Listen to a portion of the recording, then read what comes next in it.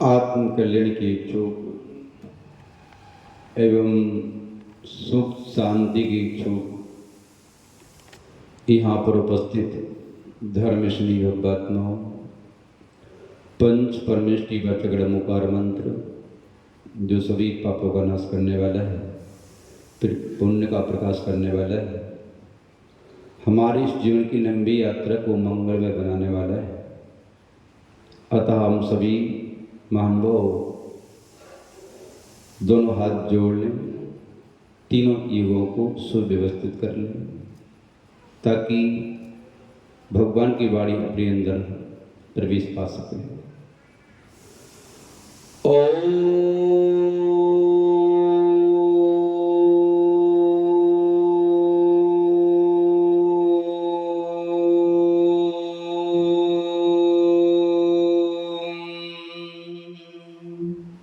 नमः सिद्धेभ्यः।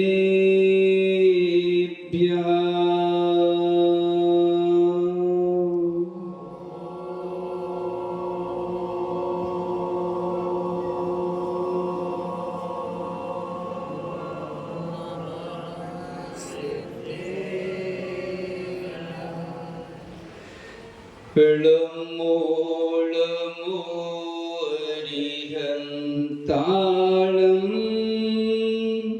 लमो लमो सिरिसिद्धालं,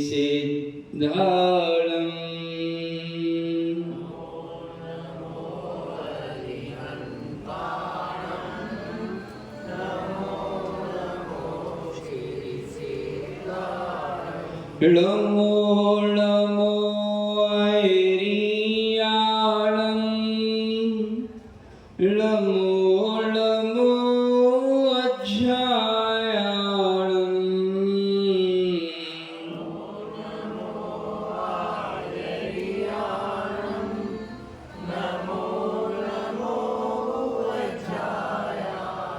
लमो लोईसो साहुलं, ओम लमो अरिहन्तालं,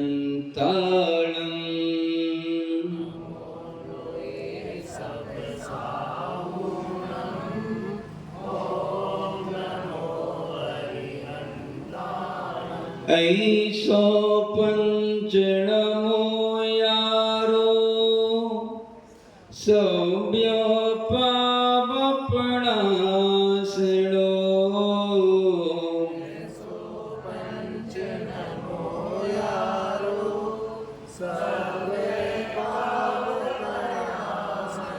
मंगलानं च सभ्येषं पद्ममहा वै मंगलम्,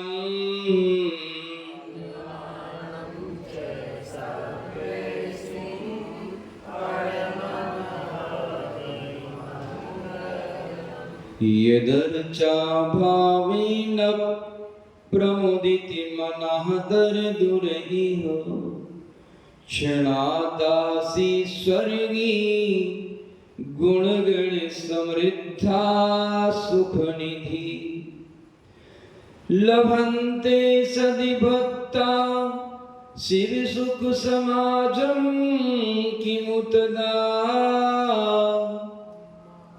महावीर स्वामी नयन पथगामी भगत में, महावीर स्वामी नयन पथगामी भगत में, महावीर स्वामी नयन पथगामी भगत में। बोलो प्रातः स्मरणीय त्रिकाल वंदनीय परम पिता परमात्मा पंच परमेष्टि भगवान की, आदिम तीर्थंकर आदिम बाबा 1008 आदिनाथ भगवान की, अंतिम तीर्थे भगवान महावीर स्वामी की, परम पूज्य आचार्य भगवान शांति सागर जी मुनिराज की, परम पूज्य आचार्य भगवान विद्यानंदी जी मुनिराज की, परम पूज्य गुरुदेव आचार्य भगवान विष्णुनंदी जी मुनिराज की, परम पूज्य मुनीषी सर्वानंदी जी मुनिराज की, 3 करोड़ मुनि महाराजों की, पंच नमस्कार महामंत्र की।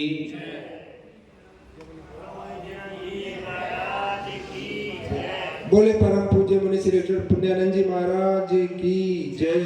बोले मुनि संघ की जय। आत्म कल्याण की इच्छुक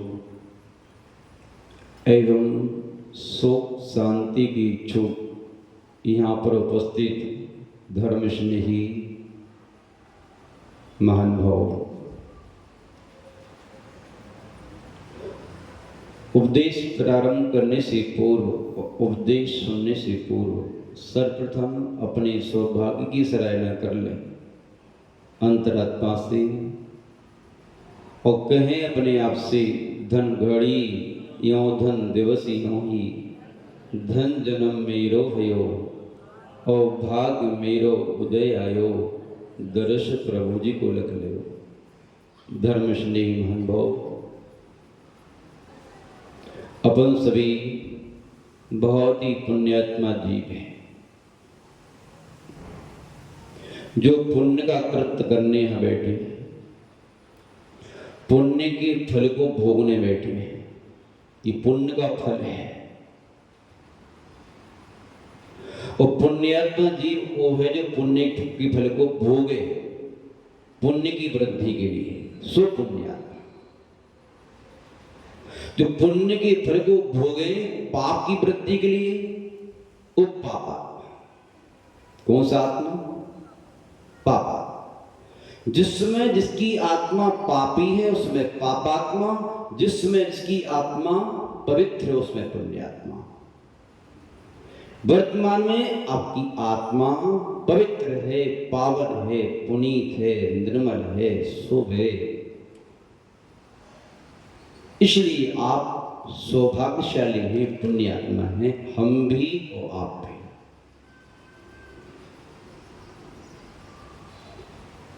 जो पुण्य की वृद्धि में पुण्य के फल को भोग रहे हैं।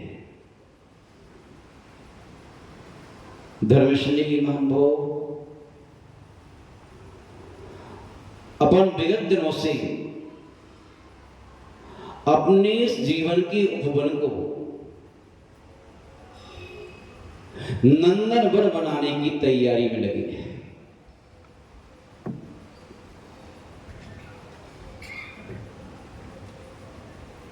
नंदन वन वो होता है जिसमें आम्रफल, सप्तपर्णी फल, चंपा का वृक्ष और अशोक वृक्ष, उसे नंदन वन कहते हैं। जिस वन में इसके साथ साथ अनेक अनेक प्रकार के फलदार वृक्ष, कैसे वृक्ष? फलदार वृक्ष उपजते हैं और फल फूल पत्तों से लदे हुए वृक्ष जिन पर कोयल, मैना आदि पक्षी आकर के कुहू कुहू की आवाज को, उस वन को सौंदर्य से भर देते हैं। जिस वन में बैठ करके वन के पास में भी बैठ के आनंद की अनुभूति होती है, जिस वन में लगी हुई वृक्षों में फले हुए फलों की, फूलों की सुगंधी को देख करके सब भाव विभोर हो जाते हैं।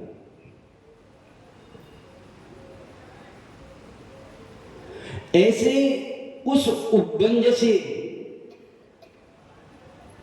आनंदित सुरम्य सौंदर्य से परिपूर्ण हम अपने जीवन को बनाने की तैयारी में हैं कि हमारा जीवन भी ऐसा नंदन वन बन जाए जिस वन में आकर के हजारों हजारों लोग आनंद की अनुभूति करें और विश्राम करें। धर्मस्नेही महानुभाव, ये आपकी निरंतर तैयारी आपको जरूर सफलता दिलाएगी, लेकिन समीक्षा करनी होगी कि तैयारी समीचीन है कि नहीं। तैयारी सब करते हैं उन्नति की, सफलता की, जीत की, अपने उद्देश्य को पाने की, लेकिन निगरानी इस बात की रखना है कि तैयारी समीचीन है कि नहीं, कि गड़बड़ तो नहीं हो रही है।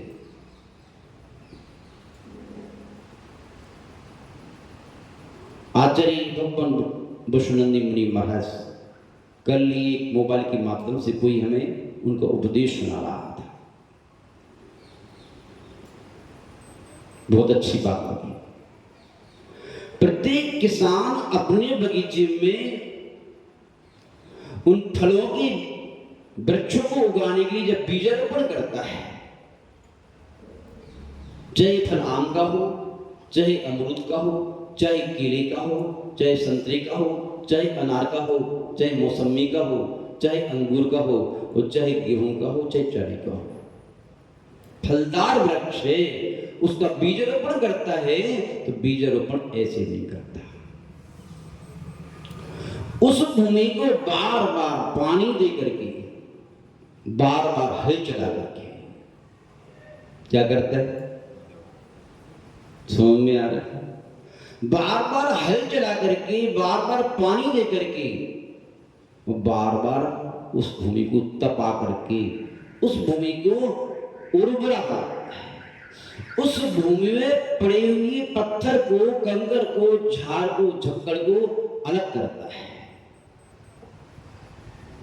यदि वह अपनी भूमि को हल चला करके, पानी दे करके और उसमें पड़े हुए कंकड़ पत्थरों को अलग किए बिना उस भूमि को उर्वरा, मृदु, रजु, शीतल न बनावे,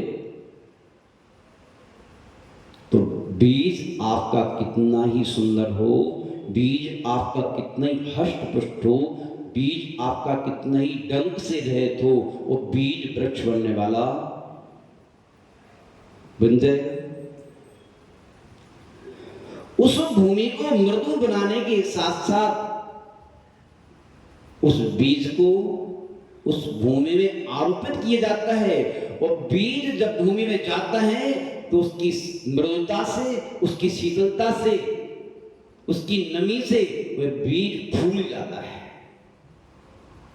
क्या हो जाता है? वो इतना फूल जाता है, इतना फूल जाता है कि फूलता फूलता वो फट जाता है, उसमें वृक्ष की अंकुर निकलने लगते हैं। कोई किसान जब तक वे बीज वृक्ष नहीं बन जाता तब तक उस बीज की सुरक्षा करता है, उसमें आजू बाजू में आने वाले जो घास फूस है उसका क्या करता है, निदाई गुड़ाई, आपके यहाँ पता नहीं क्या बोलते हैं, कुछ बोल तो रहे थे सुबह, क्या बोलते हैं, खरपतपात बोलते हैं आपके यहाँ, हमारे बोलते निदाई और गुड़ाई। नींदने की उनको निकालना और गुड़ने की उसको उस तरह करना, पानी उसमें ठहर सके, खाद में ठहर सके, उसकी ऊर्जा बाहर ना जा सके, उसकी ऊर्जा उसी में समाहित होकर के वह वृक्ष में आ सके। गहराई उस पौधे के आजू बाजू इसलिए दी जाती है कि जल की ऊर्जा, सूर्य की ऊर्जा, खाद की ऊर्जा, भूमि की ऊर्जा, सारी की सारी उसमें समाहित होकर के वृक्ष में ऊर्जारोहण हो जाए, वृक्ष में शक्ति आ जावे, वृक्ष बढ़ जावे, और वृक्ष बढ़ते बढ़ते उसमें पत्तियां, फूल, फल आने लगते हैं। बस ऐसे ही हम भी अपने जीवन में अपने हृदय की भूमि को क्या कर लें, जैसे किसान करता है ऐसे हमें भी कर लेना चाहिए। हम अपने हृदय की भूमि को उर्वरा बना के रखें। यदि आपकी हृदय की भूमि पर विषय कसाई के पत्थर पड़ रहे हैं, किसी के हृदय को देखने मत जाना, अपने अपने हृदय को आप निरीक्षण कर लेना और परीक्षण कर लेना। कि हमारा हृदय कितना कंकड़ पत्थर से रहे थे, वो कितना सहे थे। यदि सहे थे तो कितनी विष डालते रहो आप, वो वृक्ष बनने वाला नहीं है। हम अपने हृदय की भूमि पर ऐसे वृक्ष उगाना चाहते हैं जिसमें मोक्ष की फल लगे। कौन की फल लगे? मोक्ष की फल लगे। सब ये देव पूजा, गुरुपास्ति, स्वाध्याय, संयम, तप, दान, त्याग, सब ये मोक्ष के बीज है। काहे के बीज है? और ये मोक्ष के बीज तभी पनपेंगे जब आपकी हृदय भूमि उर्वरा होगी।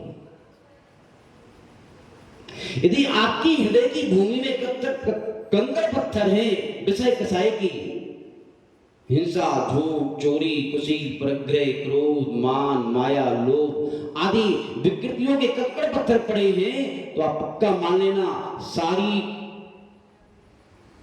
क्रियाएं धर्म की होती रहे, लेकिन वह मोक्ष की फल को देने वाला कल वृक्ष नहीं बन सकता, बशर्ते आपका बीज ही क्या होगा। यदि भूमि उर्वरा है तो एक बीज पर्याप्त है, और भूमि बंजर है तो एक बीज क्या सैकड़ों बीज डालें फिर भी होने वाला नहीं है। एक पूजा का सैकड़ों पूजा करें, एक दान का सैकड़ों दान करें, और एक त्याग का सब कुछ त्याग कर दें, कुछ होने वाला नहीं। हमें बस अपनी भूमि को उर्वरा बनाने की जरूरत है। अपने हृदय की भूमि के निरीक्षण परीक्षण की जरूरत है, क्योंकि बीज अपने अंदर बोया जाता है, बाहर नहीं बोया जाता। अपने खेत में बोएगा बीज ही हमारे लिए लाभदायक है। वही फसल काट पाओगे आप। दूसरे के खेत में बोए हुए बीज की फसल आपको मिलने वाली नहीं है। आप यदि अपने हृदय में बोगे, अपने खेत में बोगे, जितना बोगे उतना काटोगे, और जो बोगे सो काटोगे। यदि आपको मोक्ष के फल देने वाला वृक्ष तैयार करना है, तो धर्म ध्यान की क्रिया रूपी बीज को, निर्मल प्रसाद की बीज को अपने हृदय के निर्मल भूमि में आरोपित कर देना। क्यों? यदि वो वृक्ष फलीभूत हो रहा है तो समझ जाना हमारा हृदय निर्मल है, अन्यथा बंजर भूमि में फलदार वृक्षों की उपज नहीं होती है। जितनी बंजर भूमि देखेंगे, जब ककरीली पथरीली भूमि है, वहां पर बबूल पैदा होते हैं, कांटे वाले वृक्ष पैदा होते हैं, झाड़ शक्कर पैदा होते हैं, लेकिन वहां आपके लिए आम का पेड़, अमरूद का पेड़, अनार का पेड़ आदि ये वृक्ष तैयार नहीं होते। इन वृक्षों को तैयार करने के लिए भूमि को उर्वरा बनाना होता है, मेहनत करनी होती है, प्रसाद करना होता है, प्रयास करना होता है, तब जाकर के फलदार वृक्ष आते हैं। अन्यथा कुछ होता ये सत्य कि फलदार वृक्ष सम्माननीय होते हैं,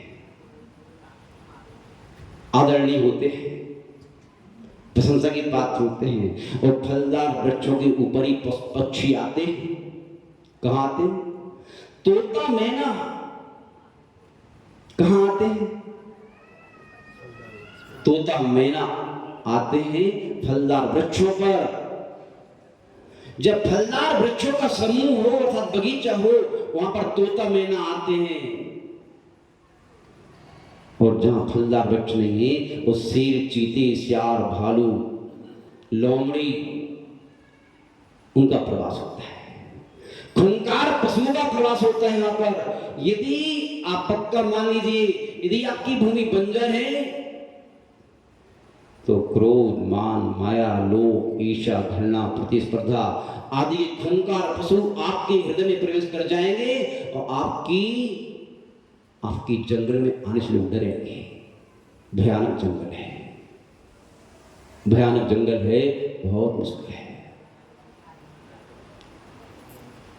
और आप चाहते हैं कि हमारा वन नंदन वन बने। क्या बने? यदि नंदन वन बनाना है तो जो है अपनी भूमि को उर्वरा बनाना होगा।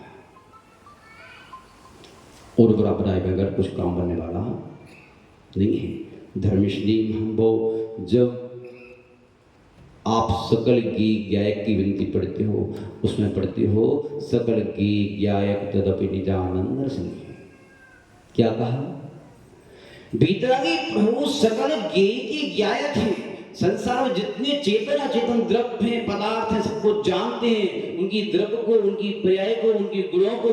ये अच्छा है, ये बुरा है, नहीं कहते वो कहते हैं जहर है, ये अमृत है, ये नरक है, ये स्वर्ग है, ये व्यसन है, ये साधना है, ये वासना है, जानते हैं। लेकिन सब कुछ जानने के बाद, सबको देखने के बाद वो अपने आप में लीन हो जाते हैं, उससे प्रभावित नहीं होते। इसलिए अरिरज रहस्य भी, इसलिए वह अपने अंदर में पलते हुए अरिरज रहस्य, ये जो कर्म है घातीय कर्म, उन घातीय कर्मों को क्षय करने में सक्षम हो जाते हैं। और मोक्ष का फल क्या होता है? जो अपने आप में लीन होकर के अपनी भूमि को उर्वरा बनाते रहते हैं, पर में लीन नहीं होते, इसलिए वे मोक्ष का फल उन्हें प्राप्त हो जाता है। और हम क्या करते हैं? जानते हैं, देखते हैं, ये अच्छा है, ये बुरा है, अच्छे से राग कर लिया, बुरे से द्वेष कर लिया, अच्छे से प्रेम कर लिया, बुरे से घृणा कर ली, अच्छे को मित्र बना लिया, बुरे को शत्रु बना लिया। ध्यान रखो, जो अच्छा होता है, जिसके प्रति राग होता है, प्रीति होती है, स्नेह होता है, अनुराग होता है, उसको प्रयकर लोग हृदय में बसाते हैं। कहाँ बसाते हैं? हृदय में। और जिसके प्रति द्वेष होता है उसको दिमाग में बसाते हैं। बसते तो नहीं। जिस पर द्वेष होता है वो दिमाग को खराब करता है, और जिस प्रति राग होता है वो हृदय को खराब करता है। हार्ट गया, दिमाग गया, कुछ नहीं है, तो मुर्दा, जिंदा खत्म मुर्दा है, बदबू आएगी उससे।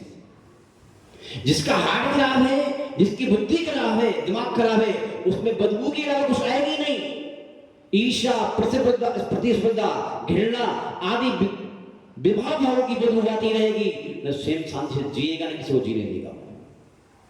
उसकी नजदीकी कभी आपको शांति नहीं दे सकती, क्योंकि बदबू आ रही है, प्रेम की सुगंध नहीं आ रही वहां पर, वात्सल्य की स्वर्णित फैल रहा है, शिष्टता के सौंदर्य नहीं है वहां पर। धर्मस्नेह भाव क्यों घटा ऐसा? क्योंकि हम परमेलीन हो गए, ये अच्छा ये बुरा, जबकि परमेलीन नहीं होना है। ये पर जो गीत आ रहा है, वो जो गाली आ रही है, गाली आ रही है अंदर से, गीत भी आ रहा है अंदर से। कहां से आ रहा है? मेरा कर्म उसको प्रयोग कर रहा है, वो गाली दे रहा है, गीत गा रहा है, हमने उसको पहुंचना प्रारंभ कर दिया, उसको हमने संभालना प्रारंभ कर दिया, इसको सुधार के रहूंगा मैं। लेकिन नहीं भाई, आपकी दृष्टि, आपका ज्ञान, अपन पढ़ते हैं, पढ़ेंगे, हमने अभी 11 रुपये क्या पढ़ा? ज्ञान अभ्यास करे मन माही। क्या कहा? ज्ञान अभ्यास करे मन माही, ताकि मोह महातम नाही। जो ज्ञान का अभ्यास मनमाही करता है, अंदर करता है, उसके अंदर में मोह का अंधकार समाप्त हो जाता है, और अंदर की अच्छाई बुराई दिखने लगती है। अंदर प्रकाश है तो बाहर में कौन का? अंदर अंधकार होता है तो बाहर का दिखता है, अंदर अंधकार होता है कमरे के अंदर तो बाहर का दिखता है, अंदर प्रकाश होता है तो बाहर का कुछ दिखता। जिसके अंदर में अंधकार है अज्ञान का, वो बाहर देख करके बाहर को अच्छा बुरा कहता है। लेकिन जिसने ज्ञान का अभ्यास मनमाई किया है, उसके अंदर में ज्ञान का ऐसा उज्जवल दीप जला है, वो अंदर की अच्छा बुराई देख करके, नहीं ये प्रकाश, ये गाली अंदर से आ रही है, एक गीत अंदर से आ रहा है, अंदर में लीन हो जाता है, और अपनी खेत की, अपने हृदय की भूमि को वो करता है, छाटना बांटना प्रारंभ कर देता है, जिसे भगवान ने किया था। जो हमारे आदर्श तीर्थंकर हैं, ये तीर्थंकर हमारे आदर्श हैं, जैसा इन्होंने किया है वैसा करते जाओ। जैसे इन्होंने कहा है, क्या कहा है? इनकी कहे को मानोगे तो धर्म ध्यान हो जाएगा, उनकी कहे से विपरीत जाओगे तो आत्म ध्यान रोग ध्यान हो जाएगा। उन्होंने कहा क्या कहा? अच्छा सोचो पुनर्जन्म, अच्छा बोलो पुनर्जन्म, अच्छा करो पुनर्जन्म, अच्छा करो पुनर्जन्म, अच्छा कराओ पुनर्जन्म, अच्छे की अनुमोदना करो पुनर्जन्म, बुरा करो बुरा कराओ पाप का अर्थ। पाप तुम्हें दुखी करेगा और पुण्य तुम्हें सुखी करेगा। पुण्य पाप बाहर से नहीं, आपका पुण्य ही आपको आपके गीत गवाएगा और आपका पाप ही आपकी गाली दिलवाएगा। बाहर का दोष नहीं है, बाहर तो निमित्त है। ज्ञान अभ्यास करे मन माही, ताकि मोह महात्म नहीं। उसके यहाँ मोही का तम, मोही का अंधकार उसके अंदर से त्रोहित हो जाता है। जब वह भव्य आत्मा, पुण्य आत्मा, निकट मोक्षगामी आत्मा मनमाही ज्ञान का अभ्यास करता है। यही बात, और जब मनमाही करता है तो उसके अंदर अपने अंदर का संसार दिखने लगता है। क्या दिखने लगता है? अपने अंदर का संसार दिखने लगता है और प्रकाश हो जाने पर फिर उसको संसार पार करना आसान हो जाता है। वहीं से उसके अंदर में संवेग भाव जगता है।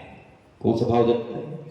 संवेग भाव, जिसकी चर्चा अपन सबको आज करना है। ये संवेग हमारे जीवन का ऐसा भाव है, संवेग हमारे जीवन की ऐसी भावना है। संवेग की का माध्यम लीवना, हम कभी भी अनंत आकाश की ऊंचाइयों को छू नहीं सकते, हम कभी सुखी हो नहीं सकते। सुखी होने का प्रथम कदम है क्या है? संवेग भाव। और संवेग भाव कसायों की मंदता के बगैर आता नहीं है। प्रथम सम्य दृष्टि का भाव दिया है, प्रथम भाव दिया है प्रसन्न भाव। कसाय बंद होगी तो संवेग जागेगा, कसाय बंद होगी तो संसार से भय उत्पन्न होगा। वो कसाय यदि उछाला ले रही है तो हमारा हो जाए नरक, वही कहेगा, जो होगा सो हो जाएगा। भैया ऐसा मत कहो, ऐसा कहने से दिक्कत आ जाएगी। जब नरक जाने ही तैयार हो आप, जब पशु बनने तैयार हो तो आपको पशु बनने से, नारकी बनने से कौन रोक सकता है? आपको अंधा, लूला, लंगड़ा, बहरा, गरीब, हीन दीन बनने से कौन रोक सकता है? जब आप ही तैयार हो। यदि आपको भय हो तो राह दिखाने वाले हैं सच्ची देव, सच्ची सास, सच्ची गुरु। यदि भय नहीं है, क्योंकि भय बिन प्रीत न होए गोसाई, होता है क्या है? यदि आपको रोग से भय है तो डॉक्टर की आज्ञा तो मानना पड़ेगी। उसके इशारों पर आपको भोजन करना पड़ेगा, उसके इशारे पर आपके लिए सहन करना पड़ेगा, उसके इशारे पर व्यायाम करना पड़ेगा, उसके इशारों पर परहेज भी करना पड़ेगा। और रोग से भय नहीं है तो जम रुचि तन कुचा, जो मन में आए सो कर, लकड़ियां इकट्ठी कर लो। काय के लिए? रोग की डॉक्टर की विपरीत चलोगे तो रोग क्या करेगा? माफ कर देगा क्या? लकड़ी तैयार। महान भाव, जैसे रोग के भय से हम डॉक्टर की हर बात मानने तैयार हो जाते हैं। जितनी फीस मांगी उतनी फीस, जो त्याग करवाए वो त्याग, जो औषधि दी वो औषधि, जो भोजन बताए वो भोजन, जितना व्यायाम उतना व्यायाम, जितना प्राणायाम उतना प्राणायाम, जितना संयम उतना संयम। अब दुकान छोड़ दो, छोड़ दी, व्यापार छोड़ दो, छोड़ दिया, पिक्चर छोड़ दो, छोड़ दी। क्यों? डॉक्टर ने कहा है, डॉक्टर ने कहा है। प्राण प्रिय है, रोग से भय है, अब आपको जो है करना पड़ेगा। और नहीं करोगे तो जितना डर हमारे लिए तन की बीमारी से है, तन के कैंसर से है, तन के कोढ़ से है, इतना डर यदि हमारी अपनी आत्मा की कोढ़ से हो जाए, आत्मा के कैंसर से हो जाए, आत्मा की बीमारी से हो जाए तो बल्ले बल्ले हो जाए, आनंद हो जाए। जितनी आज्ञा हम डॉक्टर की मान लेते हैं तन के रोग के भय से, इतनी आज्ञाकारी यदि भगवान की बन जाएं, इतनी आज्ञाकारी गुरुओं की बन जाएं, इतनी आज्ञाकारी शास्त्र की कही हुई बातों की बन जाएं, तो बस तो आपको संसार में कोई रोक सकता है क्या? अभी हम निर्भय, हम कहीं न कहीं आसक्त हैं, कहीं न कहीं मूर्छित हैं, यात्रा बेहोशी चल रही है। यदि होश है तो आप जो है घर में आग लग रही हो, बहुत अच्छी कल्पना की है संसार की, भैया वहां आग लग रही है, बहुत बड़ा मकान है, जला जा रहा है, जब तक आपकी नींद लगी है तब तक वह आग आपको दुखी नहीं कर सकती। कर सकते हैं क्या? जिंदगी भर की बनाई हुई सारी कमाई, सारी दौलत जली जा रही है, लेकिन आप निश्चिंत से घबराहटे मार के सो रहे हो, आनंद आ रहा, सपने देख रहे हो, काहे की? सुख की, शांति की, अमीरी की, पद की, प्रतिष्ठा की, संपत्ति की, संबंधों की आनंद ले रहे हो, आनंद आ रहा है। और जैसे ही लपट लगी और नींद खुली, अब पापा घबराए, अब क्या होगा? ये संवेग भावना आपको संसार से डरने की बात नहीं कर रही है। जैसे उस मकान में आग लगी और घबराया, ऐसे ही आपको चिंतन भान हो जाए, जिस संसार में वास कर रहा हूं, ये संसार, इस संसार में भी राग द्वेष की ऐसी आग लग रही है जो आपकी आत्मा की क्षति करके, जला करके, राग करके नरकों की गतियों में ले जाने वाली है, त्रिज बनाने वाली है, पशु बनाने वाली है, हीन, दीन, गरीब, अंधा, लूला, लंगड़ा, बहरा आदि आपकी दुर्गति कराने वाली है। लेकिन जब तक ये भान नहीं होगा तब तक आपके संसार का अंत नहीं हो सकता। कब होगा? ज्ञान अभ्यास करें मनमाही। क्या मनमाही ज्ञान का अभ्यास चलना है तो संवेग जागेगा, भय आएगा, और भय आएगा तो भय आपको उससे बचने का उपाय बताएगा। संवेग से ही वैराग आता है। संवेग के आए बगैर वैराग नहीं आता। संवेग के आए बगैर आप अपने मकान को एक पल को नहीं छोड़ सकते। जिंदगी के प्रति राग है, उन्हें आप छोड़ नहीं सकते, नहीं छोड़ सकते। क्यों नहीं छोड़ सकते? भय नहीं, जिससे प्रीति होगी उसको अपनाओगे। जब रत्नों से भरा वो टीन लेके यात्री चल रहा है, नाव पलटी खाने वाली है। अब नाव को पलटी खाने के बाद टीन को खाली करके मैं पार हो जाऊं कि टीन को भरा हुआ पकड़ करके इसमें डूब जाऊं? ये कब आएगा? अंदर में वैराग आएगा और संसार से, संपत्ति से, शरीर से, भोगों से। जब शरीर, संसार, शरीर, भोगों की वास्तविकता को जान करके सात्विकता, सरलता, सहजता, शालीनता, सज्जनता और जो है आदि आत्मिक गुणों का सहारा लेकर के व्यक्ति पार हो सकता है, संतोष का सहारा लेकर पार हो सकता है। लेकिन उस व्यक्ति ने क्या किया? उसे तो जीवन प्यारा नहीं था, उसे रत्न प्यारी थी। रत्न प्यारी नहीं तो संसार डूबो। रत्नों का मोह छोड़ो, रत्नों का राग छोड़ो, तो उस रत्नों को फेंक करके समुद्र में जान बची सो लाख पाए, खाली करके टीन को पकड़ करके सागर पार कर जाओ। जब फूटी आंख विवेक की तो कहा करे जगदीश। जब विवेक की आंख फूट जाती है कि क्या फेंकना है, क्या रखना है, क्या जोड़ना है, क्या छोड़ना है, किसको अपनाना है, किसको ठुकराना है, जब विवेक की आंख फूट जाती है, जो जगदीश, जो जगत का ईश है, परमात्मा, वो उस ईश का किंकर, हमारा साधु, धर्मात्मा, वहां तक पहुंचने का हमारा जिलमानी, क्या करेगी जिलमानी, क्या करेंगे गुरु, वो क्या करेंगे प्रभु? आंख फूटी है, कुछ होने वाला नहीं। गीत गाते रहे उन्नति की, कुछ होने वाला नहीं। सारी क्रिया के कुछ होने वाला नहीं है। क्यों? ज्ञान अभ्यास, महाभाव, इस संवेग भाव हम सभी के लिए वैराग की ओर ले जाने की प्रेरणा दे रहा है। संवेग भाव को परिभाषित करते हुए हमारे आचार्य भगवंत ने कहा, संवेग किसे कहते हैं? संसार से क्या हो जाना है? क्या हो जाना? संसार से भयभीत हो जाना। क्या हो जाना? संसार से भयभीत हो जाना। जहां भीत होती है वहीं वहीं प्रीत होती है। भीति के बिना प्रीति नहीं होती। भय में प्रीत न होए गोसाई। यदि भय है तो प्रीति है। डॉक्टर को खोजता वही घूमता है जिसे रोग से भय है। पुलिस को खोजता वही घूमता है जिसे चोरों से भय है। यदि ऐसा नहीं है तो काय को खोजोगे डॉक्टर को, वो काय को खोजोगे पुलिस के लिए? मास्टर को वही खोजता है जिसे अज्ञान से भय है। भय कैसे आता है?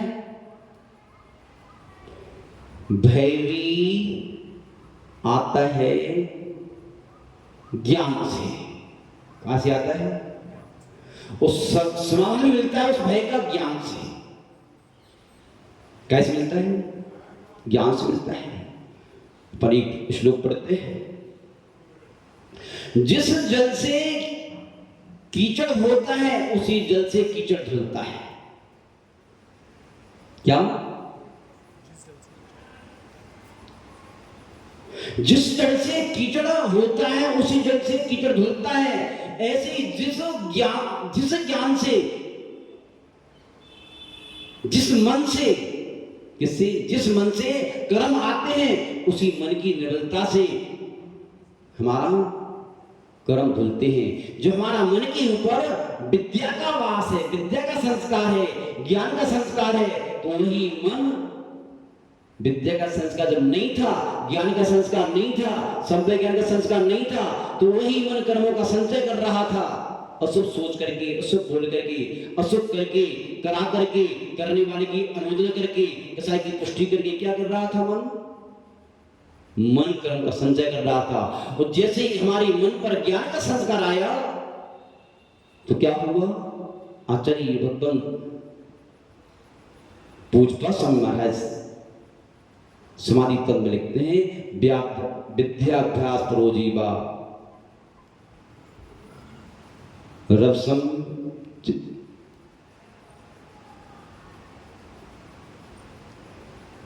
क्षपति मना तदेव ज्ञान विद्या का संस्कारी रवसम क्षपति मना तदेव ज्ञान संस्कारी सुतत्र पतस्पति। जो हमारे मन पर अज्ञान का संस्कार होता है, ज्ञान का संस्कार नहीं होता है, किसका? अविद्या।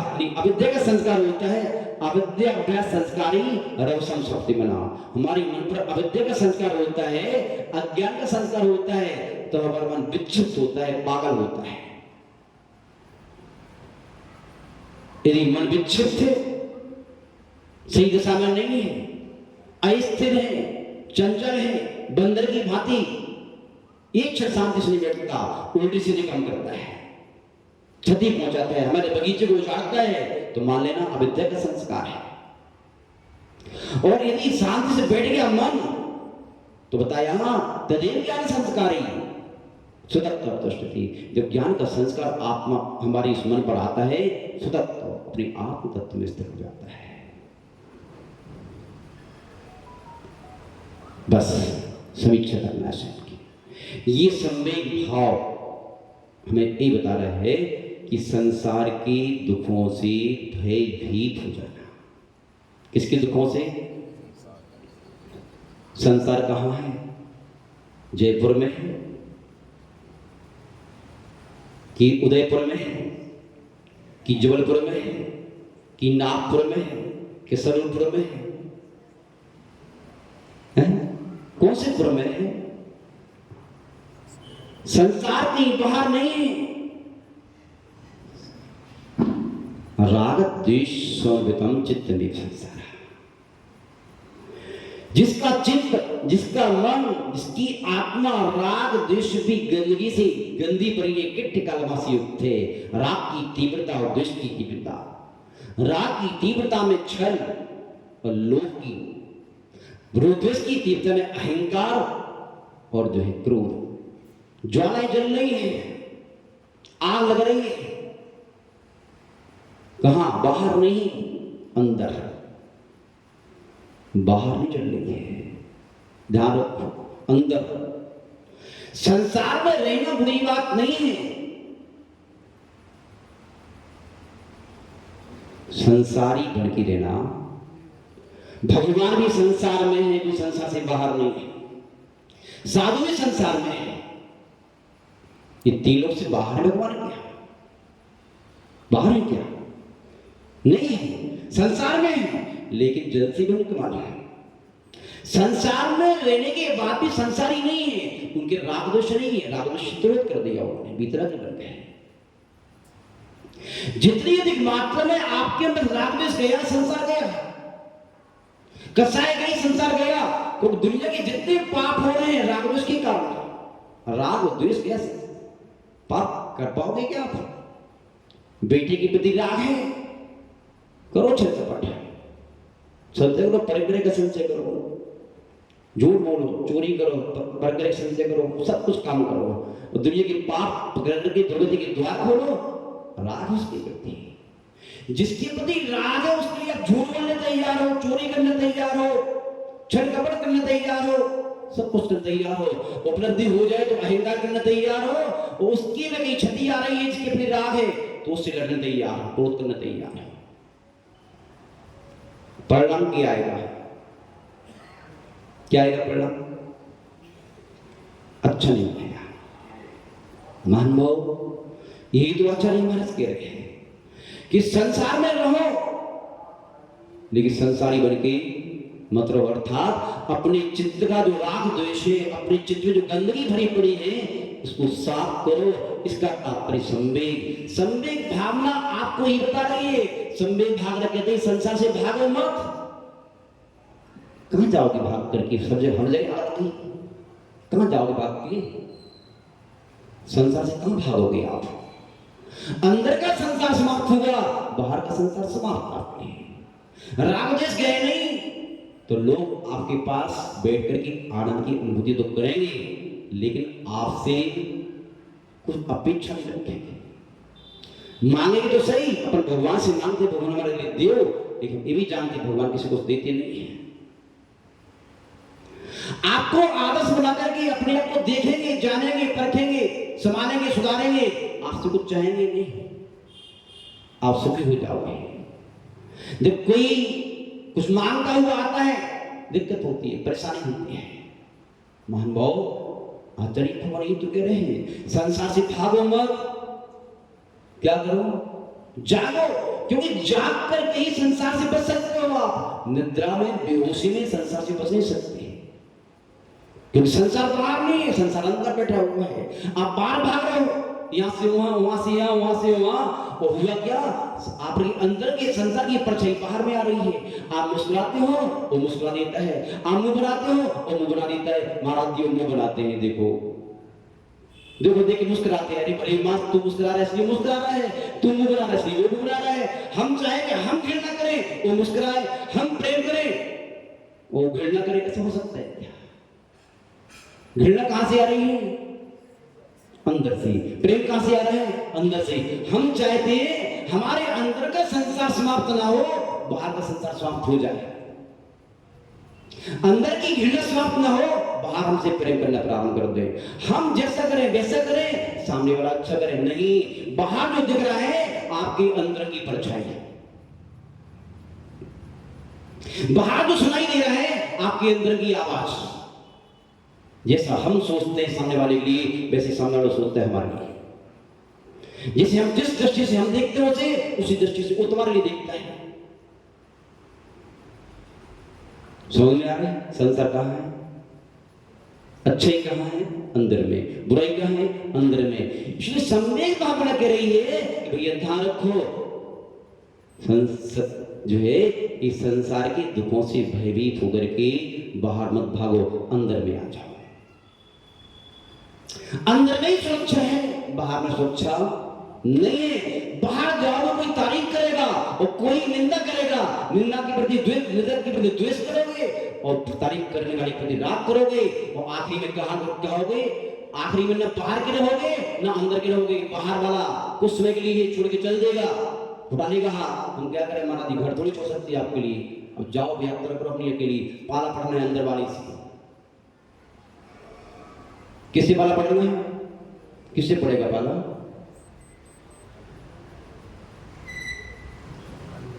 यही कह रहे संवेग है। संवेग कह रहे हैं बाहर वालों को नहीं, अंदर आ जाओ। अंदर आ जाओगे तो आप संसार से बच जाओगे। बाहर जो राग जिसकी गंदगी बढ़ती है, तारीफ और गीत को सुनकर, गीत और गाली को सुनकर के वो गंदगी से बच जाओगे।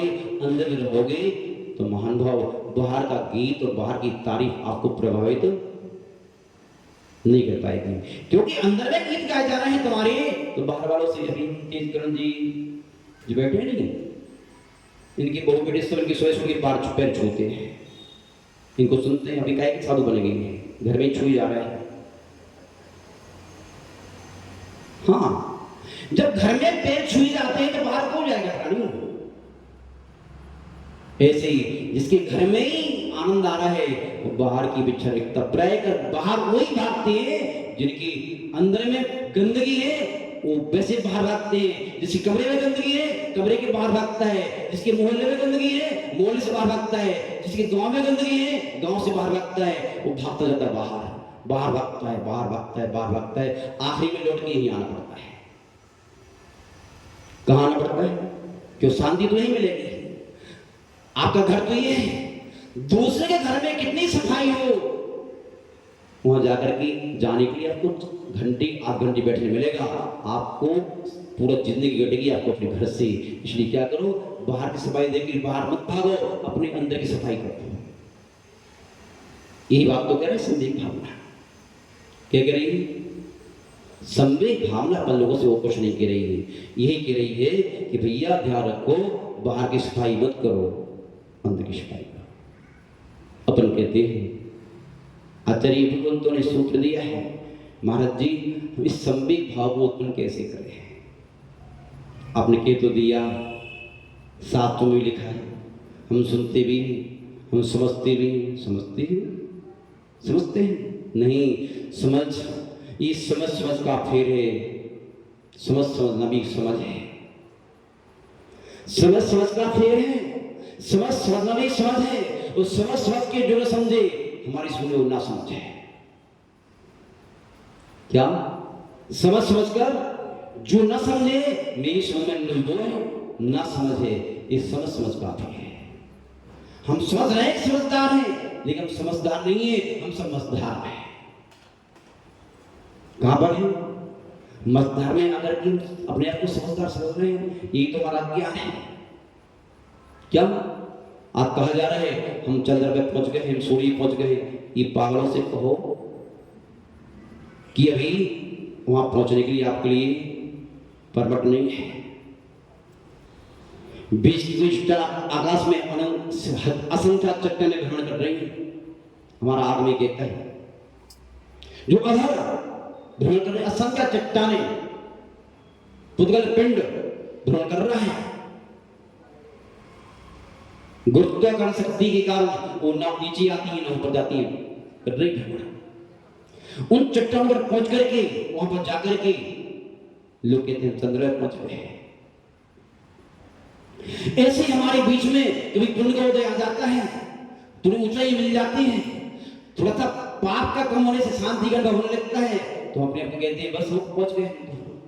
लेकिन चट्टान है पुण्य की, क्या है? अभी नहीं पहुंचे हो आप, वहां से नीचे आना पड़ेगा। जितने पहुंचे हैं उनकी जिंदगी ऊपर नहीं कटेगी, उन्हें नीचे आना पड़ेगा। चाहे चंद्र में पहुंच गए हो, चाहे सूर्य पहुंच गए हो, उनकी जिंदगी ही कटेगी, पूरी कटेगी। ऊपर हो सकता है क्या? महान भाव बस यही तो समझना है। आचार्य भगवान उमा स्वामी मुनि महाराज ने इस संवेग भाव को उत्पन्न करने के लिए सूत्र दिया, जगत काय स्वभाव हुआ संवेग गई डाल गया था। ध्यान रखो, जिस प्रकार पक्षी के 2 पंख होते हैं, कितने पंख होते हैं?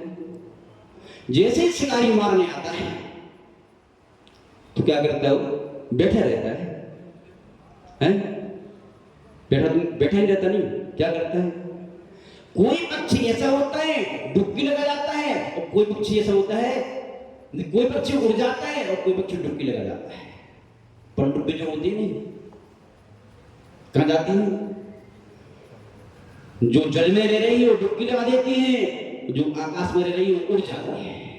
और शिकारी सोच के अच्छा, बस यदि आपके अंदर सम्यक और वैराग्य के दो पंख हैं, अर्थात संसार से भय है, तो विषय कसाई को बढ़ाने वाले शिकारी आएंगे आपकी आत्मा का हनन करने के लिए। और आप ज्ञानी यदि हैं, ये शिकारी हैं, मीठा जहर है, मीठी शत्रु है, ये ज्ञान अंदर में है, तो आप उसका विरोध तो नहीं करेंगे। पक्षी विरोध नहीं करता, करता है विरोध? पक्षी कभी भी शिकारी का विरोध नहीं करता, उड़ाने भर के उड़ जाता है या डूब जाता है। ऐसे ही ज्ञानी आत्मा कभी भी सामने वाले का विरोध नहीं करता, डूब जाता है या उड़ जाता है। डूबने में फायदा है, उड़ने में फायदा है। इसी इस संसार में रह करके ये तो आप डूब जाओ अपने आप में, और जब तक या उड़ जाओ, क्या करो? उड़ जाओ। उड़ने के लिए हल्का होना पड़ेगा। क्या होना पड़ेगा? भारी व्यक्ति उड़ नहीं सकता, क्या नहीं कर सकता? उड़ने के लिए हल्का होना पड़ेगा। उड़ने के लिए आपको महाराज एरोप्लेन छोड़ जाएंगे, तो एरोप्लेन चलाने के लिए ऐसा उच्च क्वालिटी का पेट्रोल चाहिए जो आपको उड़ा सके। अर्थात आपके अंदर तत्व ज्ञान का, भेद विज्ञान का, धर्म विज्ञान का, कर्म विज्ञान का आप ऐसा पेट्रोल हो, वो ज्ञान के पेट्रोल को अंदर भर करके आप उड़ जाओ। ऑन करो खटका, पेट्रोल डालने से भी काम चलेगा। खटका ऑन करो और आपका एरोप्लेन क्या हो जाएगा? उड़ जाएगा। अर्थात संसार नीचे रह जाएगा, संसारी नीचे रह जाएंगे, आप ऊपर उड़ जाओगे। महानुभाव, यही बात यहां कही जा रही है। सम्यक भावना के अंतर्गत जिसमें दिया हुआ है कि संसार से भयभीत हो जाना, ये भी सम्यक है। और धर्मात्मा की प्रति प्रीति उत्पन्न हो जाना, क्या हो जाना?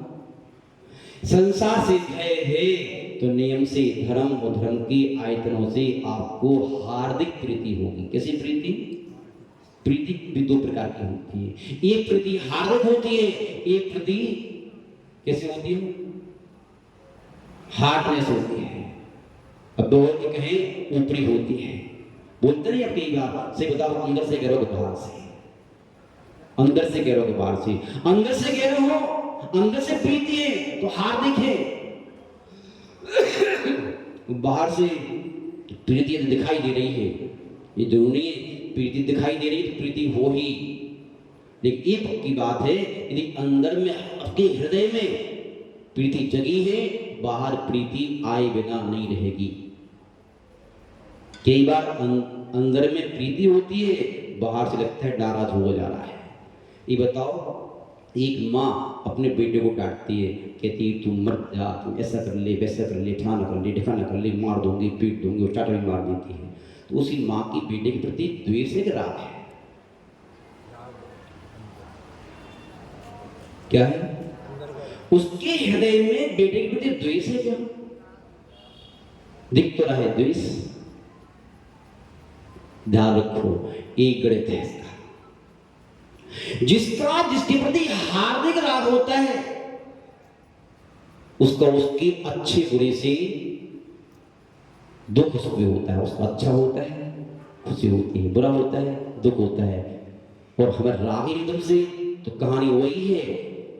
लाश बहती हुई जा रही थी, नदी से मरी जाए, बही जाए, मगर खाए। हमारे महाराज जी सुनाते रहते हैं। संसार को मान लीजिए, यदि राग नहीं है, यदि धर्मात्माओं से, तो क्या जैसे लाश बह रही है, मरी बही जाए, बह जाए तो हमारी क्या दिक्कत? मगर खाए तो क्या दिक्कत?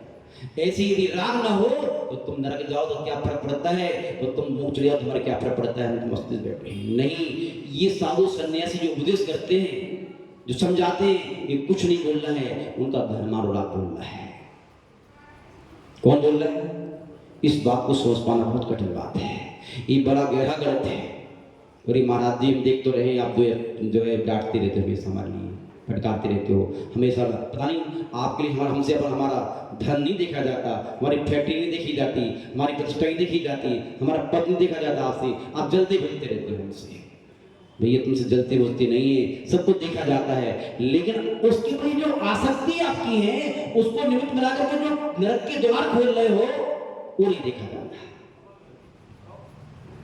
क्या उसको निमित्त बना करके आप स्वर्ग के द्वार खोल सकते थे, मोक्ष के द्वार खोल सकते थे, अपने जीवन को वन नंदन बना सकते थे। वो अपने जीवन को आप बंजर भूमि बना रहे हो, झाड़ झक्कर का स्थान बना रहे हो, पशु पक्षियों का स्थान बना रहे हो, वो नहीं देखा जाता। इसलिए ये उपदेश निकलते रहते हैं आपके लिए भी और स्वयं के लिए भी। हम सब एक ही मंजिल की राही है, कोई मंजिल अलग अलग नहीं है। जो उद्देश्य आपका है वही उद्देश्य हमारा है, जो लक्ष्य आपका है वही हमारा है। महान भाव एक मंजिल की राही है, तो हमारे लिए भी, आपके लिए, अपन सबके लिए मिलकर समझना पड़ेगा। इस संवेग भाव को अपने अंदर लाना पड़ेगा। संसार के स्वरूप को समझ करके उसमें दिया हुआ है जगत काय स्वभाव, जगत के स्वभाव के बारे में चिंतन करो तो संवेग उत्पन्न होगा। जगत कैसा है, कैसा है संसार? कोई कहता है संसार एक वन है जिसमें खूंखार पशुओं का वास होता है, भयानक वन है। कोई कहता है संसार सागर है जिसमें मात्र खारा, दुख रूपी खारा जल भरा हुआ है। क्या दुख, कष्ट, आपत्तियां, विपत्तियां, संदर्भ भी खारा जल है संसार में, वो कुछ है ही नहीं। इसलिए तो हमारे भगवान ने क्या किया, संसार में अगर तो सुख होता तो तीर्थंकर क्यों त्यागी? खारा जल था इसलिए त्याग दिया, खूंखार पशु से युक्त वन था इसलिए त्याग दिया। धर्मश्री महानुभाव, कोई कहता है संसार एक वृक्ष है जिसकी डाल टूटने वाली, उसको लटके हुआ नीचे साफ खा जाएंगे। कोई कहता है संसार सपना है, नींद खुलते ही टूटेगा वो। सपने की महल, सपने की दुकान, सपने का भोजन आपको लाभदायक नहीं है। कोई कहता है संसार परछाई है। क्या है? एक सुंदर महल की परछाई जल में झलक रही थी। कहां झलक रही थी? महल तो सुंदर था, महल तो बड़ा था, महल तो मनोहर था, लेकिन रहने लायक, क्या रहने लायक नहीं था। बस ऐसे ही संसार है तो सुंदर, है तो मनोहर, है तो आकर्षक, इतना आकर्षक है इसमें अच्छे अच्छे ज्ञानवान व्यक्ति इसके आकर्षण में आकर्षित होकर के घुस जाते हैं और घुस करके जल जाते हैं। बड़ा आकर्षक है इस संसार का आकर्षण।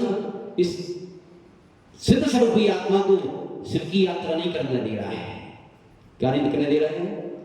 शिव की यात्रा। महान भाव, एक यात्रा जो है शिव यात्रा होती है, एक शव यात्रा होती है, एक अंतर यात्रा होती है। क्या होती है? धर्मश्री महाभाव, उस यात्रा में जाना है तो इस यात्रा से आपको विराम लेना पड़ेगा। धर्मश्री महाभाव, और कोई कहता है संसार एक मौसम है। कैसा है? जिसे मौसम बार बार चेंज होता है, ऐसी संसार की प्राणी, संसार की प्रकृति, संसार की प्रवृत्ति, संसार के संबंध, संसार की उपलब्धियां सब चेंज होती रहती हैं। कुछ भी स्थायी नहीं है, न पद स्थायी है, न स्वास्थ्य स्थायी है, न संबंध स्थायी है, न आपकी अनुकूलता स्थायी है, न ही प्रतिकूलता स्थायी है। कुछ भी स्थायी नहीं है। ये आकाश में बनते उड़ते महल है। आज समझ जाओ, एक कल समझ जाओ, जिन महलों पर, जिन चित्रों पर रीझ रहे हो, उनकी मिटने पर फिर आपको परेशान होना पड़ेगा। महान भाव, आचार्य महाराज कह रहे हैं संसारिक सपना है। क्या है? अपने भजन पढ़ते हैं, संसार तो सपना है, इस सपनों की कहानी है और कुछ ये है भी नहीं, ये दुनिया आनी जानी है। क्या संसार क्या है? सपना है। ये दुनिया आनी और जानी है। दुनिया के लोग भी आने जाने वाले हैं, स्थायी नहीं है। ना राग स्थायी है, ना आपका रागी स्थायी है, न द्वेष स्थायी है, ना आपका दोषी स्थायी है। इसलिए ज्ञानी आत्मा जो है पापी से द्वेष नहीं करती, पाप से द्वेष करते हैं। रागी से राग नहीं करती, द्वेषी से द्वेष नहीं करती। वे तो द्वेषी और रागी का द्वेषी करके क्या हो जाते हैं? अपने आप को निहारने का भाव रखते हैं, अंदर में डूब जाते हैं, अपने आप में लीन हो जाते हैं। महान भाव, इस सपना देख रहे हो जो, तो क्या होगा? ये आंख मिची तो सपना गया, आंख खुली तो सपना गया, आंख मिची तो अपना गया। और 2 दिन का मेहमान, कितने दिन का? चलो 5 दिन और बढ़ा देती हैं आपके, 7 दिन के मेहमान।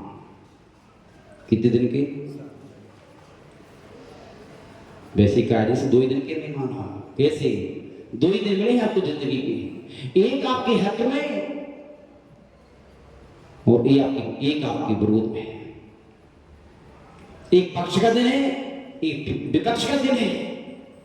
जब विपक्ष का दिन आए तो दीनता की खाई में मत गिरना, जब पक्ष का दिन आए तो अहंकार की पहाड़ पर मत चढ़ना। क्योंकि दीनता की खाई वो अहंकार के पहाड़ पर चढ़ करके रास्ता तय नहीं होगा। इस संवेग चल रहा है। उस संवेग का तात्पर्य सभी चीज वेग, उतार चढ़ाव होगा तो वेग में सभी चिंता नहीं आएगी। अपनी मंजिल समतल रास्ते से गुजरना होना चाहिए। समतल रास्ते से गुजरेगी आपका वाहन तो वहां पहुंच जाएगा। जहां पर उबड़ खाबड़ है, कहीं घाइयां हैं, कहीं पहाड़े और वाहन चल नहीं पाते। इसलिए संवेग का तात्पर्य अति रफ्तार से चलोगे तब भी हानि है, और अति धीमे धीमे चलोगे तब भी हानि है। रफ्तार सम, एक वेग से चलो, एक रफ्तार से चलो, देख के चलो, भाग के चलो, चलो लेकिन चले जगह बात बनेगी। रुको मत, संसार से डर के रुक मत जाना। संसार से गुजरना पड़ेगा आपको, संसार से गुजरे बगैर मुक्ति मिलने वाली नहीं है। लेकिन देख के चलना और भाग के चलना कि ये हमारे दुश्मन है, ये मित्र है।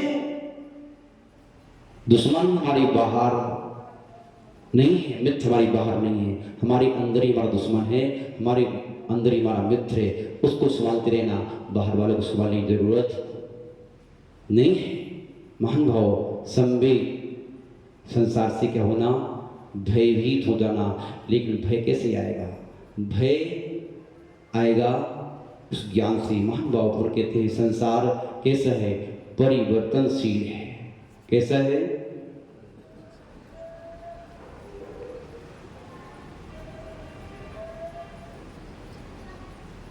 एक दृष्टांत याद आ गया, लिख के लाए हैं बहुत सारे। मान लो एक जो यात्री ट्रेन में यात्रा कर रहा था, बेहोशी में जेब कट गई, चोरी हो गई। चोरी क्या होती है? जब हम बेहोश नींद सो जाते नहीं तो जेब कट जाती है, बैग उठ जाते हैं, अटैची उठ जाती हैं, और बस अब बेचारा नियत हो गया, कुछ है ही नहीं है। उसे याद आया कि मेरा मित्र भी यहाँ रहता है, पक्का मित्र है। और मित्र की याद कब आती है? मित्र की याद अनुकूलता में नहीं आती, क्योंकि संसारी है ना, पर स्वार्थी है।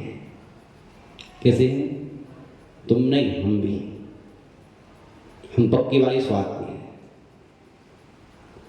तुम नकली स्वार्थी हो, असली स्वार्थी है। तुम कैसे हो? हाँ, उस स्वार्थ नहीं सही माने बताएंगे कभी समझदार में से आप। तो क्या हुआ? पाप के उदय में दुनिया को याद करती है, पुण्य के उदय में कोई किसी को याद नहीं करता। सब अपनों को भूल जाते हैं, कृतज्ञता समाप्त हो जाती है, धन्यवाद बंद हो जाती है, प्राणी बेहोश है ना तो होश में आएगा जब, होश में कौन लाएगा? आपका उदय। पाप का उदय आता प्राणी होश में आता है। पाप का उदय आए बगैर कोई होश में लोरियां सुना करके कोई जगता नहीं है। जब पहाड़ टूटता है पाप का तो प्राणी तुरंत भी खुल जाते हैं। महंगाओ वो गया मित्र किया, फोन लगाया, भैया ऐसी ऐसी बात है, तुरंत लेने आ गया। मित्र था, धूमधाम से अगवाने की बहुत वर्षों की बात आया था। नहलाया धुलाया, खिलाया पिलाया, पूछा उसका, बोले कुछ नहीं, बात ऐसी है, जेब कट गई है, अटैच गई, कुछ न पहनने को है, न खाने को है, न जाने को, न आने को, कुछ नहीं मेरे पास। कोई चिंता मत करो, हे लोग आराम से, मुझे निंदर आ रही है, मैं 3 दिन का जगह हूँ, सोना है मुझे। ठीक है, कमरा खोल देते हैं, इसी गर्मी के मौसम में इसी वाला कमरा है, सब बढ़िया साफ सफाई है, अच्छा है, सो जाओ उसमें। लेकिन ध्यान रखो, क्या ध्यान रखो? ध्यान रखो, और तो सब बढ़िया है, इसमें कल हमने एक अजगर सांप जाते देखा, वो सांप काला नाग जाते देखा था, वो गुस्सा है, इसमें सावधानी से सोना थोड़ा सा। क्या करना? सावधानी से सोना। घुस गया अंदर, डरते डरते घुस तो गया, ये रात की नींद नहीं है। संगीत बज रहा था, सुनाई नहीं दिया, एसी चल रहा था, ठंडी का एहसास नहीं हुआ।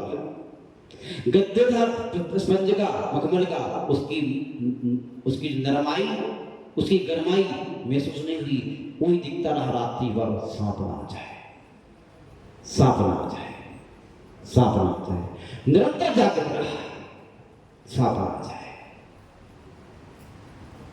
सुबह हुई, ठीक तो रहा, क्या ठीक रहा, सांप ही दिखता रहा रात्रि भर, सांप ही दिखता रहा, कुछ नहीं दिखा। नींद हराम हो गई। क्यों हो गई? सांप के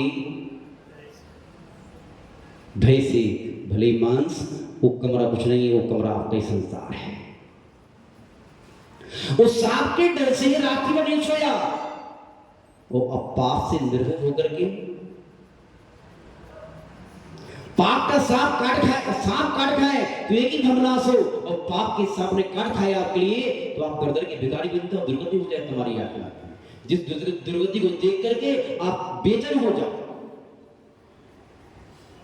महानुभाव, जिस प्रकार सांप के भय से प्रकाश कर रखा था, इस प्रकार पाप के भय से आप भी अपने अंदर में अपने तत्व ज्ञान का, धर्म विज्ञान का, कर्म विज्ञान का एक दीप जला के रखा करो, और निरंतर डरा करो। बेहोशी में यात्रा मत करो। बेहोशी में यात्रा करोगे तो पत्नी कौन से पाप का सांप डस जाएगा, नरक जाओगे, दुर्गति में जाओगे, अंधे होगे, लंगड़े होगे, लूले होगे, बहरे होगे, अपंग होगे, भंगी बनोगे, चमार बनोगे, बेहतर बनोगे, क्या बनोगे, कुछ नहीं कह सकते। क्यों? क्योंकि अज्ञान के अंधकार में वो पाप का सांप क्या हो जाता है, बड़ी आसानी से आ जाता है। पाप का सांप निर्भय होता है कब? जब अंधकार होता है। वो सांप भी समझदार होता, डरता है कि प्रकाश है, आवाज कर दो वो भी रास्ता किनारा कर जाता है कि चल रहा है सामने वाला व्यक्ति, समझदार होता है। महानुभाव, इसलिए अपन लोगों के लिए क्या करना है? सदैव बहुत कुछ सुनाना, इतना पर्याप्त है। संसार बहुत बड़ा है, इस संसार की कहानी को कहने में तो हमारे लिए पूरा जीवन लग जाएगा, फिर भी संसार की कहानी पूरी नहीं होगी। आपकी यात्रा पहले जितनी करके आए हो पूर्व भवों में, सारी यात्रा का लेखा जोखा करने को बैठ जाए, आपकी पीड़ा का, आपकी परिवर्तन का, आपकी इसका, तो अब आप भी घबरा जाओगे।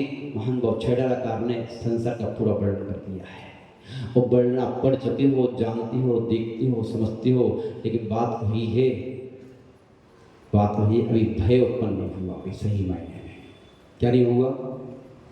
भय उत्पन्न नहीं हुआ। वैसे तो अपने पूरे जीवन की तैयारी कर लेते बड़े लोग, अब कोई बात नहीं, महाराज जी कह रहे हैं ठीक नहीं, अब फिर सावधान हो जाएंगे, बाद में कर लेंगे, बाद में कर लेंगे, बाद में कर लेंगे। प्रत्येक भक्त, प्रत्येक जीवात्मा अपने जीवन का एक नक्शा बनाता है। मैं जन्म लूँगा, पढ़ूंगा, लिखूंगा, पढ़ाई लिखाई करके नौकरी करूंगा, नौकरी करके धन कमाऊंगा, खूब धन कमाऊंगा, यश कमाऊंगा, प्रतिष्ठा कमाऊंगा, मकान बनाऊंगा, दुकान बनाऊंगा, बच्चों को पढ़ाऊंगा, सब कुछ कर दूंगा, सारे गांव में यश ख्याति पूजा फैल जाएगी। और फिर क्या होगा, रात में मृत्यु नजदीक आने को होगी। लास्ट में क्या करूंगा, मैं बैराग धारण करूंगा, संन्यास धारण करूंगा। अरे भले मानस, तेरी मृत्यु कब आएगी तुझे मालूम है क्या? है कब आएगी? तेरी कहने से आएगी, वो तेरी मना करने से रुक जाएगी। महान भाव, ये मृत्यु कहने से आती नहीं है और रोकने से रुकती नहीं है।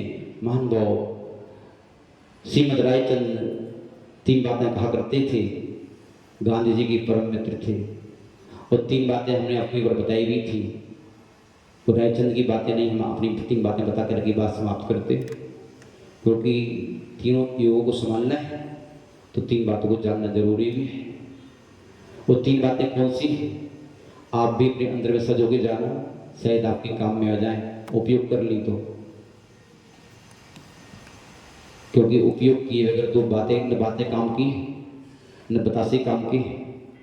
बातों की बतासे फूटते रहो और खाओ पियो नहीं तो मुख मीठा होने वाला।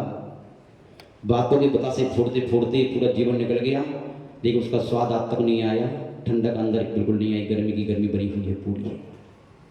क्योंकि बतासे ठंडक के लिए खाई जाती है, मानो गर्मी में वो डाल करके अमृत धारा डाल के खाते हो, कहीं की पुदीना का डाल के खाते हो। महान भाव, वो 3 बातें कौन सी? प्रथम बात आपकी बता रहे हैं, आपके लिए हम ध्यान रखो। वो बात ये है, किस व्यक्ति की कहाँ पर किस निमित्त से कब मृत्यु हो जाए, ये बात आपको पता नहीं है। प्रत्येक क्षण सावधान ना करो, किसकी मृत्यु कब होगी, अभी होगी, कभी होगी, तभी होगी, आपको मालूम नहीं है। कब होगी, कहाँ होगी, यहाँ होगी कि वहाँ होगी, वहाँ होगी कि वहाँ होगी, विस्तार नहीं करना, समझदार है। सारे स्थान दिख रहे ना आप, संसार में जितने स्थान है, गंदे स्थान, अच्छे स्थान दिख रहे हैं। रेल में होगी, जेल में होगी, अस्पताल में होगी, दुकान में होगी, औषधालय में होगी, कुछ बात नहीं कह सकती, क्योंकि कर्मों की मार, ये पता नहीं ये कर्म कहाँ ले जाएंगे मारने के लिए हमें। कर्म वही ले जाता है, कर्म बड़ा समझदार है, सोच समझ के मारता है। कहाँ होगी, कब होगी, और किस निमित्त से होगी, शत्रु से होगी या मित्र से होगी, घर वालों से होगी या बाहर वालों से होगी। स्वयं मरेंगे कोई मारेगा, रोग से मरेंगे, सहजता मर जाएंगे, कुछ मालूम नहीं। इसलिए क्या करना चाहिए? डरना है क्या? नहीं, डरना नहीं है, भागना नहीं है, क्या डरना? जागो, सावधान रहो। क्या रहो? जिससे सावधान हो रहा था कौन? इसी की कमरे में प्रवेश करता हुआ व्यक्ति सावधान रहा था, सांप ना आ जाए, सांप ना आ जाए, सांप ना आ जाए। जागो मत, भागो मत, जागो, जागृत रहो, पता नहीं कल मृत्यु आ जाए। जो कुछ करना है सो कर लो, सुकृत अवस्था में, पैसा पाप निरोगी का इंद्रिय ठीक व्यवस्था में कर न सकोगे। वृद्धापन में बल पौरुष थक जाने से, आग लगी कुटिया में फिर क्या होगा? दुख खुदाने से फिर क्या होगा? जब आपके हाथ से बात समय निकल जाएगा, समय निकलने के बाद में लकीरें पीटने से कुछ होने वाला नहीं है। सांप निकल गया, लकीरें पीट रहे हो, सांप नहीं मरेगा। लकीरों को पीटने से सांप नहीं मरता। ऐसे ही पाप जब डस लेगा फिर बाद में क्या करोगे? फिर कोई फायदा नहीं होगा। इसलिए सावधान रहो कि हमारा आने वाला कल मिलेगा कि नहीं मिलेगा, कुछ नहीं कह सकते। इसलिए प्रत्येक क्षमताओं का, प्रत्येक अनुकूलताओं का, प्रत्येक उपलब्धि का सही जगह पर, सही समय पर, सही भावों से, नेक उद्देश्य को लेकर के उपयोग कर लो। क्या कर लो? जब भी मौका मिले कूद जाओ उस आहुति में, हवन में, यज्ञ में, उस यज्ञ में कूद करके आप चमक जाओगे। और वासना के यज्ञ में कूदोगे तो भटक जाओगे। अनादि से लेकर ज्ञान न होने के कारण पूजा पाठ के यज्ञ में आहुति नहीं दी, विषय कसाई के यज्ञ में आहुति देकर के भटकती रहे, जलती रहे। हमने सुना है कल इसका उद्घाटन है औषधालय का, औषधालय का उद्घाटन मात्र सभी के लिए नहीं, औषधालय का उद्घाटन नहीं है, आपकी निरोगी होने की का सूत्र दिया जा रहा है। निरोगी होने का स्थान है। जिन जिन व्यक्तियों को जीवन और मोक्ष जाने पर्यंत निरोगी बन के रहना है, उनका तन निरोगी रहे, धन निरोगी रहे, मन निरोगी रहे, परिवार निरोगी रहे, जीवन के अंतिम क्षण अजर अमर वह निरोगी हो जाए, अपनी आत्मा को उस रोग से रहित, जन्म जरा मृत्यु के रोग से रहित करने के लिए अपनी आहुतियां दे देना। तुम्हें कोई रोग नहीं बना सकता। और जो सोचता रहेगा आज नहीं कल फिर कभी दे देंगे, और उसके लिए थोड़ी राह है, वो करें तो होगा फिर दे देंगे। नहीं, कल कर सो आज कर, आज कर सो अब, पल में परले होगी बहुर करेगा। हम भी देखेंगे कितने लोग देंगे, हम भी देखेंगे कितने लोग दिलाएंगे, हम भी देखेंगे कितने लोग अंदर से देंगे, कितने लोग बाहर से देंगे, हम भी देखेंगे कितने लोग अपने आप को देखने देंगे और कितने लोग दूसरों को दिखाने देंगे। हम भी देखेंगे और आप भी देख लेना अपने आप को, देख लेना। दूसरा सूत्र, आज आपका पुण्य का उदय, हर प्रकार की अनुकूलता आपके पास है। आपका तन आपकी वस्तु आप अनुकूल, आपका मन आपके अनुकूल, आपका परिवार आपके अनुकूल, आपका व्यापार आपके अनुकूल, आपकी प्रजन आपके अनुकूल, आपकी प्रजन आपके सब आपके अनुकूल हैं। लेकिन ये अनुकूल कब तक है पता नहीं, आने वाली कल में कौन से तीव्र पाप को जा जाए, सब आपकी प्रतिकूल हो जाए, कुछ नहीं कह सकती। इसलिए क्या करो, जो जो आपके अनुकूल है उन सबका यथालाभ लाभ लेकर के उसके लिए क्या करो, उस अनुकूलता की आहुति धर्म ध्यान की भूमि में, धर्म ध्यान की भूमि में उस अनुकूलता का बीज बो दो और होगा। जो आज जो पास है धर्म ध्यान की भूमि में अपनी अनुकूलताओं को बोने का परिणाम है। कभी कसाई की मंदता में, परिणामों की दुर्बलता में आपने अपने तन का, मन का, धन का, प्रसिद्धि का, प्रभाव का, प्रतिष्ठा का आदि अनेक उपलब्ध अनुकूलताओं का वपन किया होगा। धर्म ध्यान की भूमि में निर्मल सही समय पर, सही जगह पर, सही भावों से आज कल वृक्ष हो रहे हैं। हमारा कहना ये है, आपका कल वृक्ष आपके आंगन में ऐसा उग जाए कि जीवन के अंतिम क्षण तक मोक्ष जाने परंतु जो आप सोचो तो आपको मिल जाए। उस काम के लिए क्या करना पड़ेगा, आपके लिए एक बार तो हमारी बात तो मानना पड़ेगी, होशियारी अपनी खुड़िया पर डालना पड़ेगी। अपनी होशियारी को साथ देके चलोगे तो कुछ भी बात बनने वाली, जिंदगी भर होशियारी दिखाते रहना। होशियार हो क्या सियार, जो देव के सामने, गुरु के सामने उस शास्त्रों के सामने होशियारी दिखाता है वो शेर नहीं सियार बन जाता है। कहता तो शेर है, मैं शेर हूं, मैं डरता नहीं किसी से, लेकिन भैया एक पाप का उदय को सियार बना देगा। इसलिए इनके सामने कभी होशियारी मत दिखाना। हम आपसे ही कह रहे हैं, अपनी आहुति दे देना, कल का भरोसा नहीं है। जो कुछ करना है सो कर लो, सुकृत। कौन सा कृत, तब कर लो। और लास्ट बात और लास्ट बात बहुत करें, आज बहुत बोल दिया हमने, आज लगता है कल कभी बोल दिया। सुशील जी बोले थे कल 7:45 पे पौने 9 पे छोड़ना है, नहीं कल कहीं आज बोल दो, कल कह गए महाराज कल उद्घाटन जल्दी छोड़ेंगे। चिंता मत करो, अपना कोटा तो पूरा करेंगे, आप पहले कर लेंगे, आज कर लेंगे, उसको में नहीं आना। कल का बस याद बोल देते हैं। धर्मश्री में उनको आप एक कर्म सिद्धांत से परिचित हैं, आप जितने स्वाध्याय करते होंगे। हमारे इस पूरे समूचे जीवन में आयु बंध के 8 अपकर्ष काल आते हैं। कितने आते हैं? ऐसा ही समय आता है, ऐसा पीरियड आता है जिसमें आयु क्रम आता है आपको खोजते खोजते, आपकी इंक्वायरी करने के लिए आप क्या सोच रहे हो।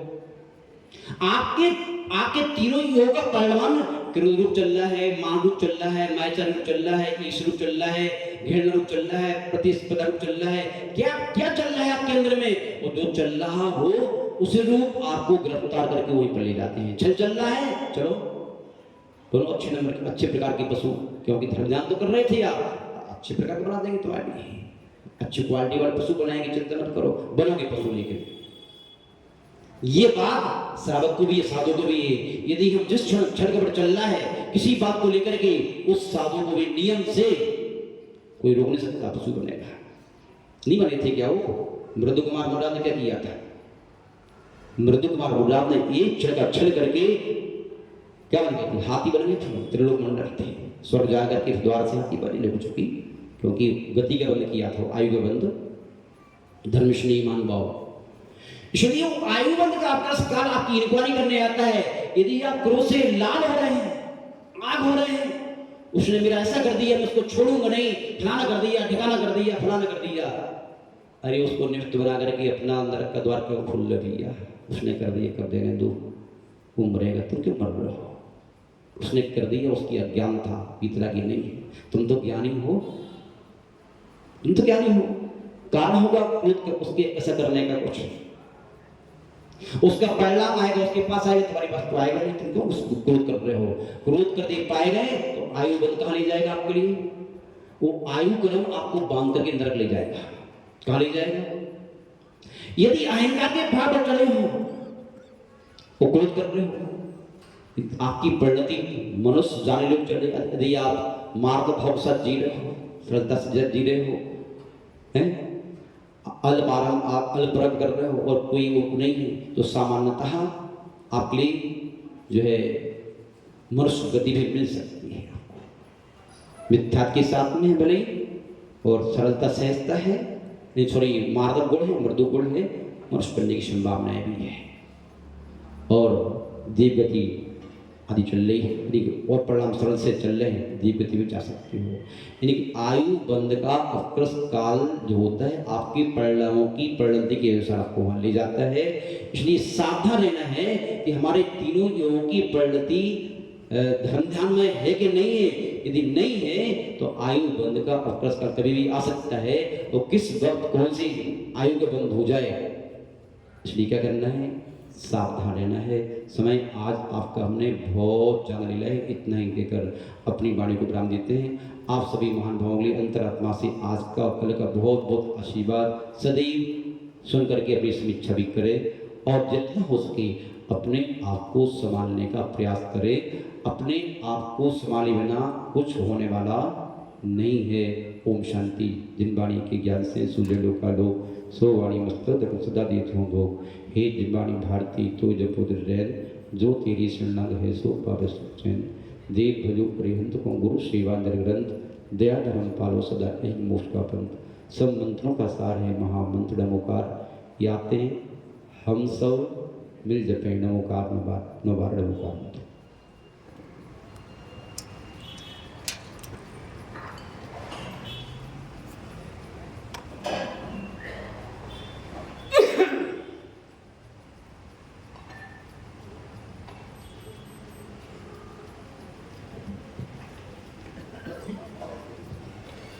बंधुओं, आप सभी से मंदिर समिति ये निवेदन करती है कि इस धर्म सभा में मुनि संघ के विराजमान होने से पहले आप लोग अधिक से अधिक संख्या में यहाँ पधार कर अपना अपना स्थान ग्रहण करें और जो प्रातःकालीन की या मांगलिक क्रियाएं होती है, चित्र अनावरण, दीप प्रज्वलन, पाठ प्रक्षालन, इन सभी क्रियाओं में भाग लेके मतलब आप देखकर अनुमोदना करके धर्म लाभ लें।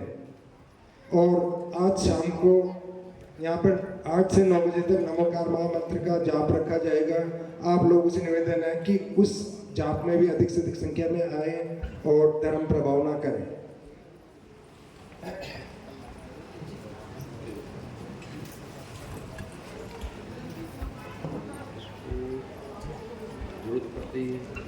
आचार्य श्री का अर्घ चढ़ाएंगे।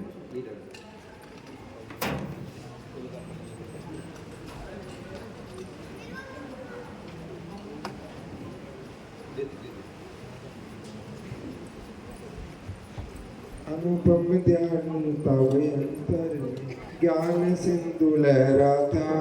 मूलाचार के 2 दर्पण चारित्र यही बतलाता। तीर्थंकर सी सूरत जिनकी गुरु सिद्ध जो भावी। वसुनंदी के पूजक जग में कहलाते बड़ भागी। ओम आचार्य श्री वसुनंदी मिलिंद्राय नमः। अनर्घ्य पद प्राप्त है अर्घ्यं नृपान्ते स्वाहा।